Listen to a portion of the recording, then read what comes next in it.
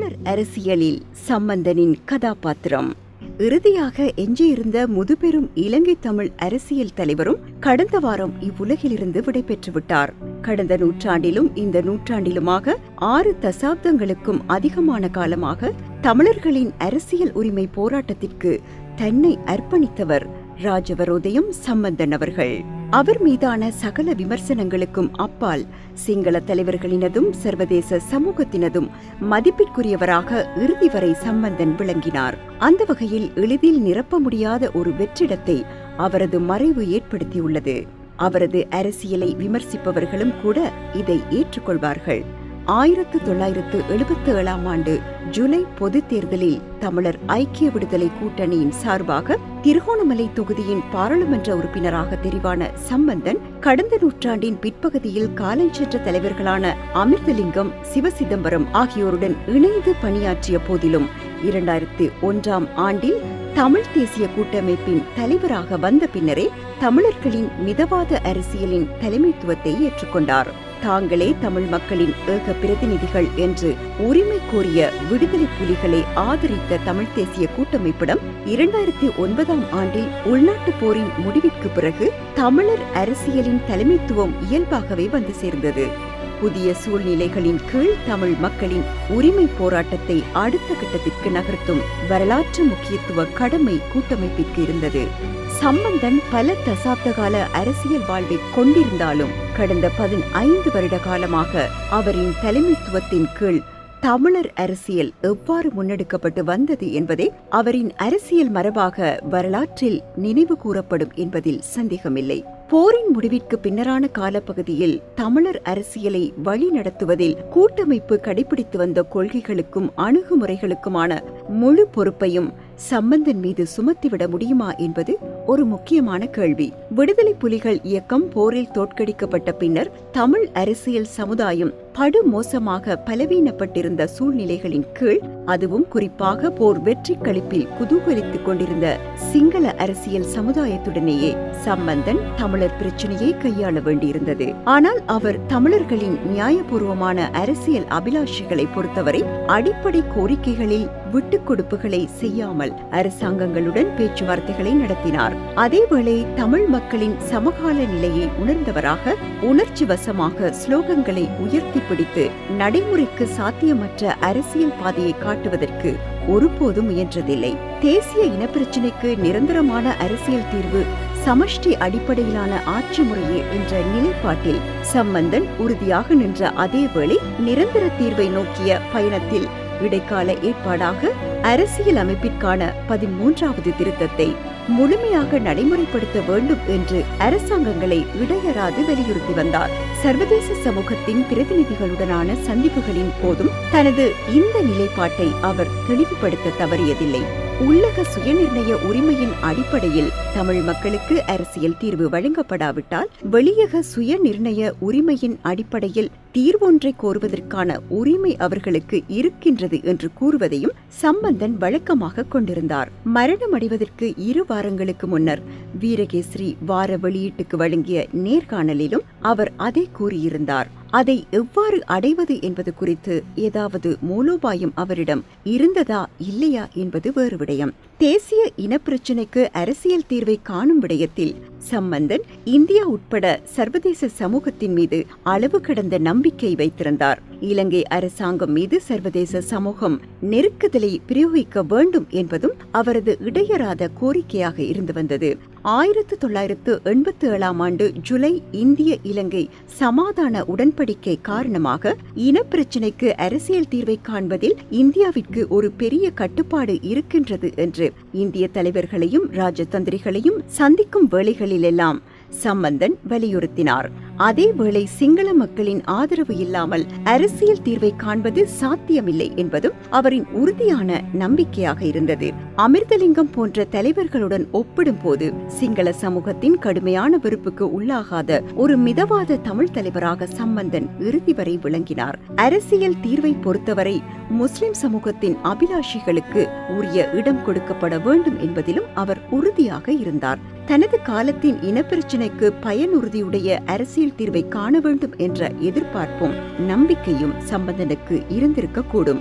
அவரின் தலைமுறையை சேர்ந்த பல தமிழ் தலைவர்களைப் போன்றே தமிழ் மக்களுக்கு அமைதியானதும் கௌரவமானதுமான வாழ்வை உறுதி செய்யக்கூடிய அரசியல் தீர்வை பெற்றுக் கொடுக்க முடியவில்லையே என்ற கவலையுடனேயே சம்பந்தன் இவ்வுலகிலிருந்து விடை பெற்றிருக்கிறார். பாராளுமன்றத்தில் நிகழ்த்திய உரைகளிலும் வெளியில் அரசாங்க தலைவர்களுடன் வெளிநாட்டு ராஜதந்திரிகளுடனும் நடத்திய பேச்சுவார்த்தைகளிலும் சம்பந்தன் இந்திய இலங்கை சமாதான உடன்படிக்கைக்கு பிறகு இனப்பிரச்சினைக்கு தீர்வை காண்பதற்கு முன்னெடுக்கப்பட்ட முயற்சிகள் குறித்து வரிசை கிரமமாக விளக்கம் அளிப்பது சம்பந்தனின் வழக்கமாக இருந்தது.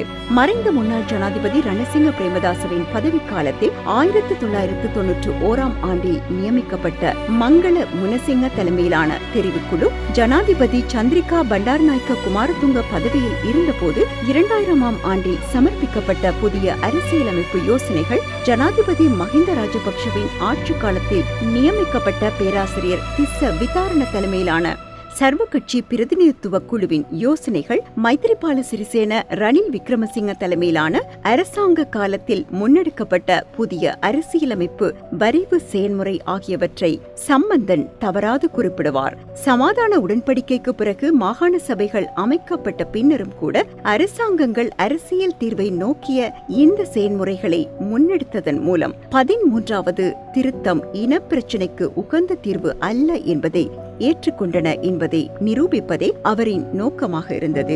ஜனாதிபதிகளுடனும் சிங்கள அரசியல்வாதிகளுடனும் சுமூகமான உறவை சம்பந்தன் கொண்டிருந்தார். இது குறித்து தீவிர தமிழ் தேசியவாத சக்திகள் கடுமையான விமர்சனங்களை முன்வைத்தன. ஆனால் அத்தகைய சுமூக உறவை கொண்டிருந்தாலும் அந்த சிங்கள தலைவர்களின் தவறுகளை நேரடியாகவே சுட்டிக்காட்டும் துணிச்சல் சம்பந்தனிடம் இருந்தது. அவரது நீண்டகால அரசியல் அனுபவமும் வயது மூப்பும் அதற்கு காரணமாக இருந்திருக்கலாம். மஹிந்த ராஜபக்ஷவின் கட்சி தமிழர் விரோத உணர்வுகளை சிங்கள மக்கள் மத்தியில் தமிழர்கள் நாட்டை பிரிக்கப் போகின்றார்கள் என்று பிரசாரங்களை முன்னெடுத்தது குறித்து அவருக்கு முன்னாலேயே சம்பந்தன் பாராளுமன்றத்தில் தெரிவித்த கண்டனத்தை அவரின் மறைவுக்கு பின்னர் பல அவதானிகள் சுட்டிக்காட்டியிருக்கிறார்கள். மஹிந்த ராஜபக்ஷவும் அவரது ஸ்ரீலங்கா பொதுஜன பெரமுனவும் செய்து வருகின்ற பிரச்சாரங்களை கேடு விளைவிக்கும் நோக்குடனானவை என்பதை இந்த நாட்டில் உள்ள சகலரும் புரிந்து கொள்ள வேண்டும்.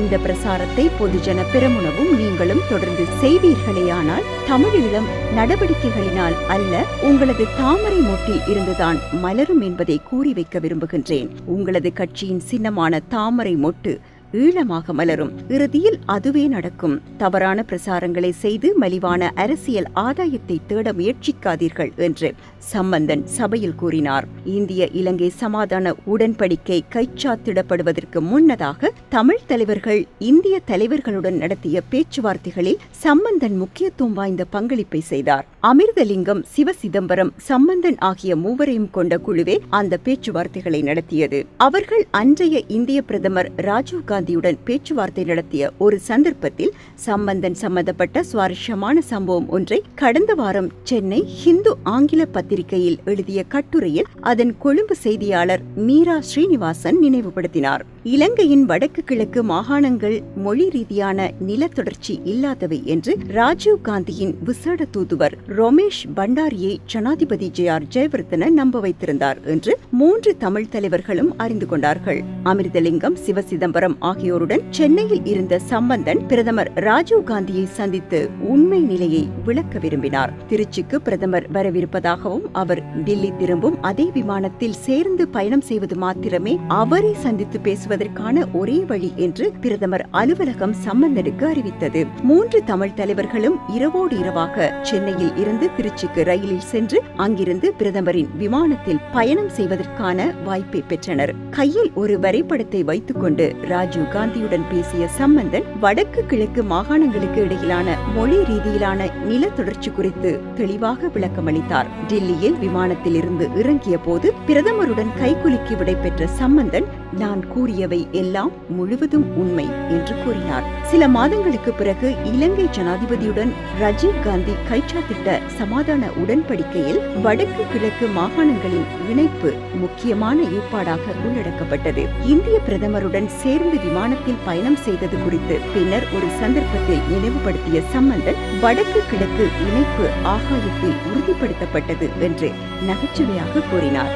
இவ்வாறு மீரா ஸ்ரீனிவாசன் எழுதியிருக்கின்றார். சம்பந்தன் இலங்கை பாராளுமன்றத்தில் எதிர்க்கட்சித் தலைவராக பதவி வகித்த இரண்டாவது தமிழ் தலைவர். முதலில் அமிர்தலிங்கம் 1977 ஆண்டு தொடக்கம் 1983 ஆண்டு வரையும், பிறகு சம்பந்தன் 2015 ஆண்டு தொடக்கம் 2019 ஆண்டு வரையும் அந்த பதவியை வகித்தனர். அமிர்தலிங்கம் எதிர்க்கட்சித் தலைவராக பதவி வகித்த காலப்பகுதிக்கு பிறகு உள்நாட்டு போர் மூண்டது. அதே உள்நாட்டு போர் முடிவுக்கு வந்த பின்னரான காலப்பகுதி சம்பந்தன் எதிர்க்கட்சி தலைவர் பதவிக்கு வந்தார். ஒரு எதிர்க்கட்சி தலைவராக இல்லாமல் சிறிசேன ரணில் அரசாங்கத்தை ஆதரிக்கும் ஒருவராகவே சம்பந்தன் நடந்து கொண்டார் என்று விமர்சனங்கள் எழுந்தன.